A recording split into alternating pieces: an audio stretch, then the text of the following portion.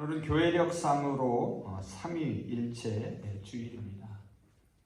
삼위일체라는 말에서 삼위는 세 분이라는 뜻입니다.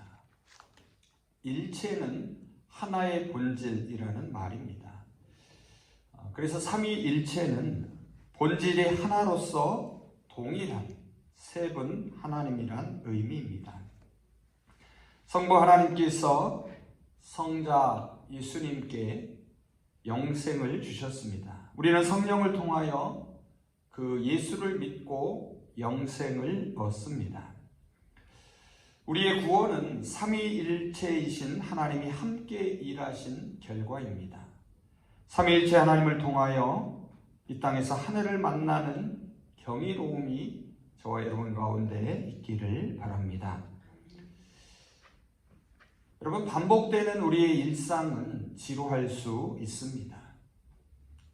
어제 했던 일을 오늘 또 해야 한다는 것은 별 재미가 없습니다. 어떤 것이 익숙하게 되면 점점 지루해지고 흥미를 잃습니다. 또한 어떤 것이 너무 힘들고 어려워도 지루할 수 있습니다. 마지못해 억지로 하는 것도 재미가 없습니다.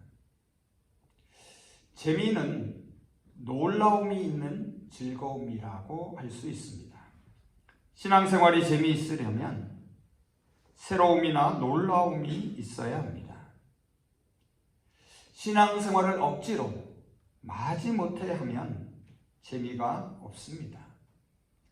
너무 익숙해진 나머지 더 이상 새로움을 느끼지 못하면 우리의 신앙생활은 몸이 건조해집니다.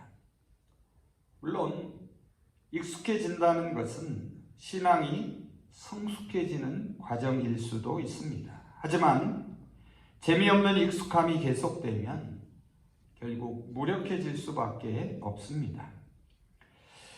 신앙에서 영적인 새로움과 놀라움이 있어야 합니다. 그래야 재미가 있고 힘이 납니다. 이 시간 자신의 신앙에서 새로움과 놀라움을 발견한 한 사람을 소개하려고 합니다. 바로 니고데모입니다. 그는 예수님을 만납니다. 니고데모는 예수님이 행하신 표적을 보았습니다. 예수님에게서 영적인 새로움과 놀라움을 발견합니다. 그리고 확신하며 이렇게 말합니다. 하나님이 함께 하시지 아니하시면 당신의 행하시는 이 표적을 아무도 할 수 없습니다. 여기서 표적이란 기적을 가리킵니다. 여러분, 기적이 무엇입니까?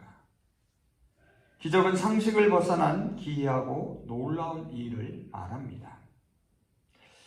우리의 일상에서 새롭고 놀라운 일을 경험할 수 있기를 바랍니다.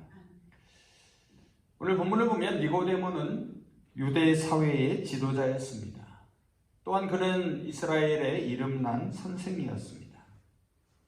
그래서 그는 질문을 하기보다는 질문을 받는 사람입니다. 그런 그가 예수님을 찾아와 질문을 던집니다. 예수님에게서 새로움과 놀라움을 발견했기 때문입니다. 그런데 그는 밤중에 찾아옵니다. 여기서 밤은 니고데모의 내적인 어두움의 상태를 상징적으로 보여줍니다. 그는 지금 영적인 지루함 가운데 있습니다. 그때 예수님에게서 새로운 빛을 발견합니다. 그런데 여러분, 2절을 자세히 보시면 눈에 띄는 표현 하나가 있습니다. 니고데모는 나는 이라고 말하지 않고 우리라고 말하고 있습니다. 우리가 당신은 하나님께로부터 온 선생인 줄 압니다 라고 말합니다.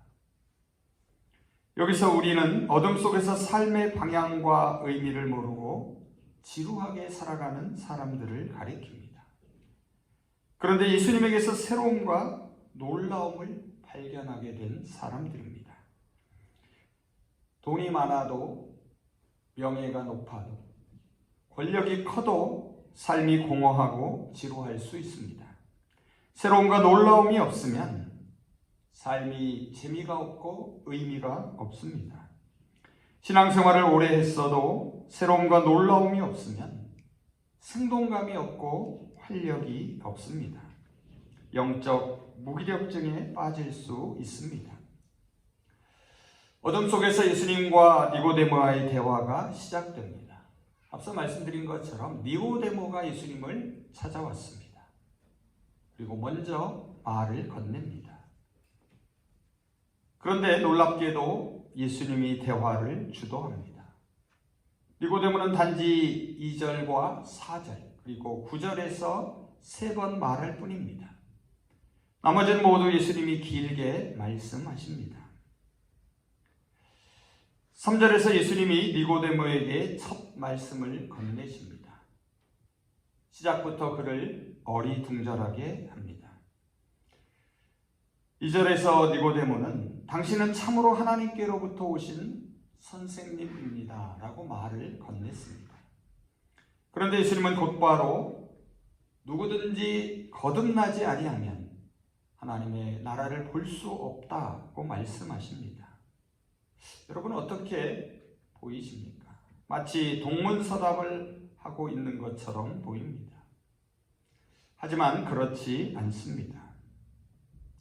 예수님은 지금 니고데모의 마음을 사로잡아 흔들고 있는 것이 무엇인지를 간파하셨습니다. 그래서 그가 질문하기도 전에 그가 고민하며 찾고 있는 본질적인 문제를 건드리십니다. 그것은 바로 하나님의 나라였습니다. 그런데 여기서 먼저 분명히 할 것이 있습니다. 하나님 나라의 의미입니다. 하나님 나라는 죽어서만 갈 수 있는 하늘나라 천국이 아닙니다. 하나님 나라는 하나님이 통치하고 다스리시는 나라를 말합니다. 그래서 지금 여기서 우리가 하나님의 다스림, 통치 가운데 살아간다면 바로 지금 이곳이 하나님의 나라입니다. 이런 맥락에서 하나님의 나라를 볼 수 없다라는 말을 이해해야 합니다. 본다는 것은 단순히 눈으로 보면서 구경하는 것이 아닙니다. 여기서 본다는 것은 실제로 경험하고 참여하는 것을 말합니다. 하나님 나라를 보는 것을 5절에서는 하나님 나라에 들어가는 것으로 묘사합니다. 들어간다는 것도 단순히 밖에서 안으로 들어가는 것을 말하지 않습니다. 여기서 들어간다는 것은 새롭고 놀라운 세계를 경험하는 것을 말합니다. 그래서 새로운 상태가 시작되는 것을 의미합니다. 그리고 어떤 곳의 구성원이 되는 것을 말합니다. 여러분 군대에 들어가면 무엇이 됩니까? 군인이 됩니다. 학교에 들어가면 학생이 됩니다. 하나님 나라에 들어가면 무엇이 되겠습니까? 하나님의 백성이 됩니다. 또한 들어간다는 것은 어떤 것을 깊이 인식해 가는 것을 의미합니다. 하나님 나라에 들어간다는 것은 하나님 나라를 깊이 이해하는 것입니다. 결국 하나님을 깊이 알아간다는 것입니다. 그래서 하나님의 뜻대로 살아가게 됩니다. 하나님 나라에 들어간다는 것은 하늘을 우리의 가슴에 품는 것입니다. 그리고 그 하늘을 이 땅에서 펼치는 것입니다. 누구든지 거듭나지 않으면 하나님 나라를 볼 수 없습니다. 예수님의 말씀이 니고데모를 혼란스럽게 만듭니다. 다시 태어나는 이 거듭남이란 도대체 무엇을 의미하는 것일까요? 하나님 나라를 보기 위해서는 반드시 다시 태어나야 한다고 말합니다. 거듭남은 하나님 나라와 구체적으로 어떤 관계가 있는 것일까요? 니고데모는 예수님의 말씀을 글자 그대로 알아듣고 예수님께 반문합니다. 4절을 한번 보시기 바랍니다. 나같이 이미 나이 든 사람이 어떻게 다시 태어날 수 있겠습니까? 그는 거듭남을 어머니 뱃속으로 들어가서 다시 태어나는 것으로 생각했습니다. 그리고 아무리 생각해 보아도 불가능하다고 말합니다. 그런데 여기서 다시 혹은 거듭으로 번역된 이 말은 각주를 보시면 위로부터를 뜻하기도 합니다. 그래서 다시 태어난다라는 것은 위로부터 태어난다는 말입니다. 예수님은 전혀 다른 차원의 태어남을 언급합니다. 이것은 부모님으로부터 태어나는 첫 번째 탄생과는 다릅니다. 아래로부터 태어나는 것이 아니라 위로부터 태어나는 것입니다. 땅에서 나는 것이 아니라 하늘에서 나는 것입니다. 예수님은 위로부터 나는 것을 5절에서는 물과 성령으로 나는 것이라고 다시 한번 설명합니다. 6절에서는 육으로 난 것은 육이요 영으로 난 것은 영이다 라고 말씀하십니다. 육에서 난 사람은 육적인 자기 이해를 가집니다. 그래서 눈에 보이는 세상의 기준으로 생각하고 판단합니다. 반면에 영에서 난 사람은 영적으로 이해합니다. 보이지 않는 것을 기준으로 삼습니다. 하나님 안에서 자기 자신을 이해합니다. 위로부터 난다는 것은 신앙에서 영적인 깨달음을 얻는 것입니다. 결국 눈이 열리게 됩니다. 그래서 하나님의 눈길로 자신과 세상을 바라봅니다. 반복되는 일상에서 놀라움을 발견합니다. 자신을 새롭게 이해합니다. 위로부터 난 사람은 하나님만을 바라보며 의지합니다. 이제 더 이상 자기 자신이 삶의 주인이 아닙니다. 하나님의 주인이 되시는 놀라운 삶을 새롭게 시작합니다. 그리고 하나님이 놀랍게 책임지시기에 우리는 자유할 수 있습니다. 8절에서 예수님은 위로부터 나는 과정을 다시 설명합니다. 8절을 한번 보시기 바랍니다. 바람은 불고 싶은 대로 분다. 너는 그 소리는 듣지만 어디서 와서 어디로 가는지는 모른다. 성령으로 태어난 사람은 다 이와 같다. 여러분, 여기서 바람으로 번역된 그리스 말은 동시에 성령을 뜻합니다. 성령의 바람은 불고 싶은 대로 자유롭게 붑니다. 성령은 우리에게 자유함을 줍니다. 자유로워야 자연스럽습니다. 신앙생활에서 성령이 주시는 자유함은 놀라움과 새로움으로 들어가는 문입니다. 이 자유함은 방종이 아니라 바른 길로 자연스럽게 인도합니다. 바람에게도 길이 있습니다. 천상병 시인이 쓴 시의 제목이기도 합니다. 바람에게도 길이 있다. 강하게, 때론 약하게, 함부로 부는 바람인 줄 알아도 아니다. 그런 것이 아니다. 보이지 않는 길을 바람은 용케 찾아간다. 바람 길은 사통팔달이다. 나는 비로소 나의 길을 가는데 바람은 바람 길을 간다. 길은 언제나 어디에나 있다. 하나님에게서 난 사람은 자유롭게 언제나 바른 길을 갑니다. 신앙의 길에 성령의 바람이 불어옵니다. 그래서 즐겁고 재미있게 하나님과 동행합니다. 위로부터 난 사람은 자유롭기에 항상 새롭습니다. 자연스럽기에 언제나 생명력이 넘쳐납니다. 니고데모는 놀라며 위로부터 나는 방법에 대하여 묻습니다. 9절을 한번 보시기 바랍니다. 니고데모가 대답하여 이르되 어찌 그런 일이 있을 수 있나이까.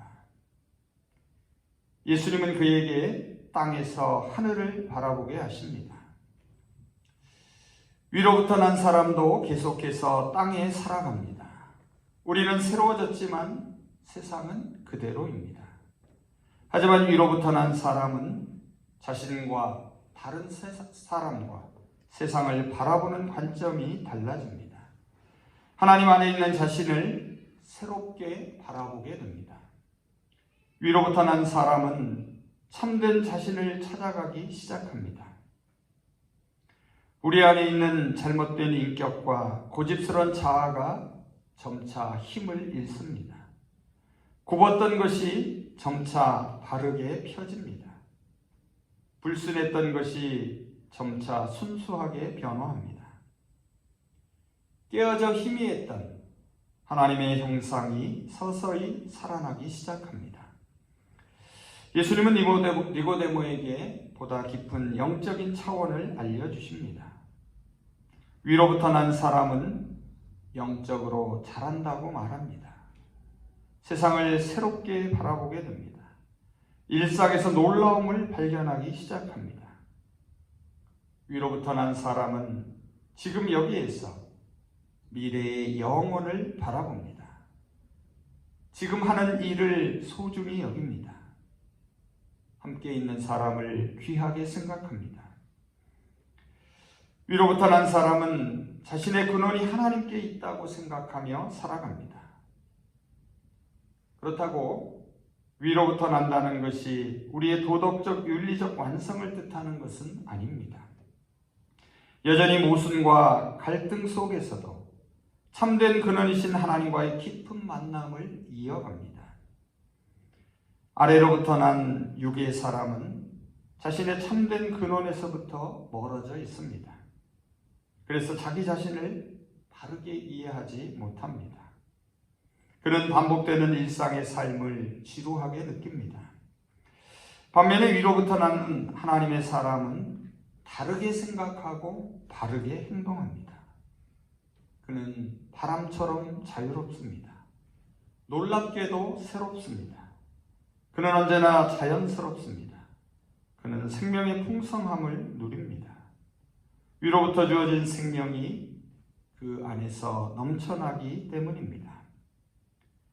자신의 주위만을 맴도는 이기심이 더 이상 활개를 치지 못합니다. 마침내 하나님의 형상이 회복됩니다. 그래서 성령이 우리를 온전히 다스리기 시작합니다. 땅에서 하늘을 경험합니다. 예수님은 니고데모에게 하늘의 일과 땅의 일에 대하여 말씀하십니다. 12절을 한번 보시기 바랍니다. 내가 땅의 일을 말하여도 너희가 믿지 아니하거든. 하물며 하늘의 일을 말하면 어떻게 믿겠느냐. 여기서 땅의 일이 무엇인지는 구체적으로 설명하지 않습니다. 하지만 여러분, 땅의 일을 가치가 낮은 것으로 생각하고 하늘의 일을 고상한 것으로만 이해해서는 안 됩니다. 땅의 일은 결코 하찮은 것을 의미하지 않습니다. 왜냐하면 예수님께서 바로 하늘로부터 이 땅으로 오셨기 때문입니다. 그리고 예수님은 우리가 사는 이 땅을 걸어 다니시면서 하늘의 일을 전하고 살아내셨습니다. 예수님은 하늘을 땅으로 가져오신 분이십니다. 땅에서 하늘을 만나게 하신 분입니다. 인자이신 예수님은 하늘로부터 위로부터 오셨습니다.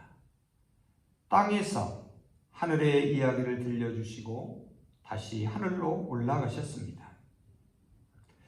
다시 태어난 사람, 거듭난 사람, 위로부터 난 사람, 하나님으로부터 난 사람은 땅에서 하늘을 경험하며 살아갑니다. 그리고 마침내 주님을 따라 하늘로 올라갈 것입니다.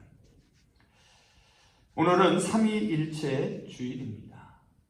생명의 영이며 진리의 영인 성령은 하나님의 영이며 동시에 예수 그리스도의 영입니다. 성부 하나님은 피조 생애를 향한 구원의 계획을 세우셨습니다. 성자 예수님은 그 구원의 길을 만드셨습니다. 그리고 성령 하나님은 그 길로 우리를 초대하고 인도하십니다. 성령을 통해서만 우리는 예수를 그리스도 주로 믿을 수 있습니다. 성령께서 우리를 진리의 길, 생명의 길로 인도하십니다. 우리는 성령으로 거듭났습니다. 위로부터 태어난 사람들입니다. 그런데 여기서 우리가 잊지 말아야 할 중요한 사실이 하나 있습니다. 그것은 어떤 생명이든지 새로 태어난 생명은 반드시 자란다는 사실입니다. 우리 안에 성령이 살아있는지는 우리가 영적인 생명력으로 성령의 열매를 맺고 있는지를 보면 알 수 있습니다.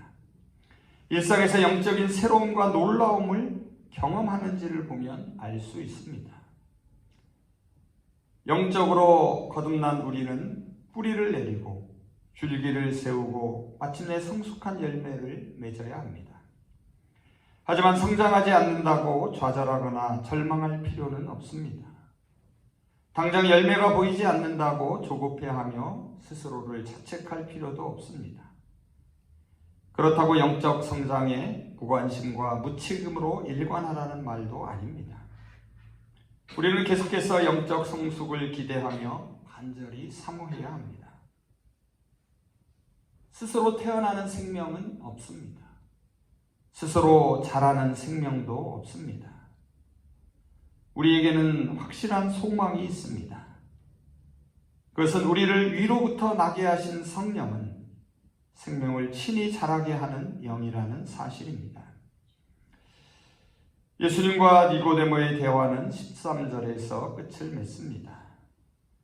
그렇다면 니고데모는 어떻게 되었을까요? 긴 대화 끝에 어느새 날이 밝아오고 있습니다.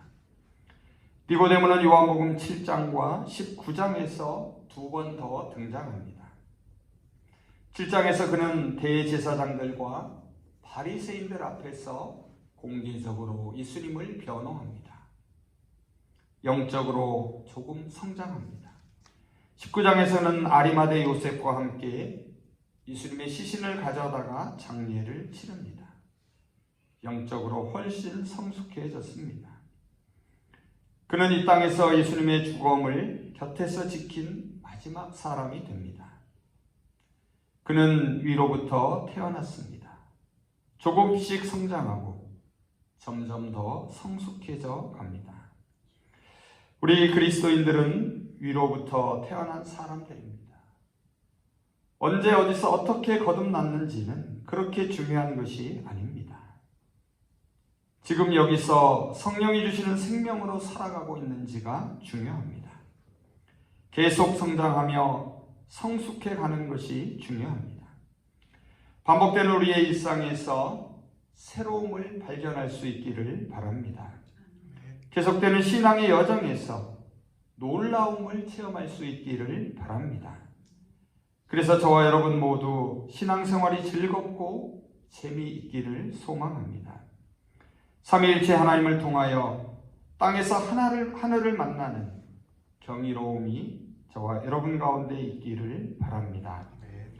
이 시간 주님이 저와 여러분에게 이렇게 말씀하십니다. 이 말씀이 우리를 새롭게 하고 놀랍게 하기를 소망합니다. 내가 진정으로 너에게 말한다.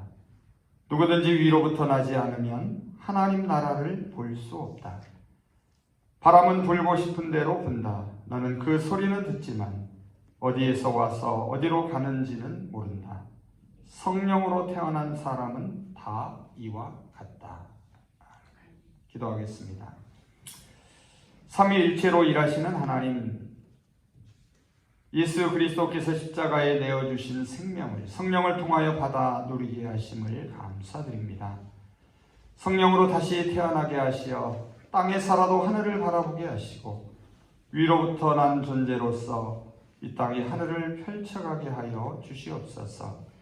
성령의 바람을 위로부터 불어주시어 반복되는 일상에서 주님이 주시는 새로움을 경험하게 하시고 계속되는 신앙의 여정에서 하나님이 예비하신 놀라움을 체험하게 하여 주시옵소서.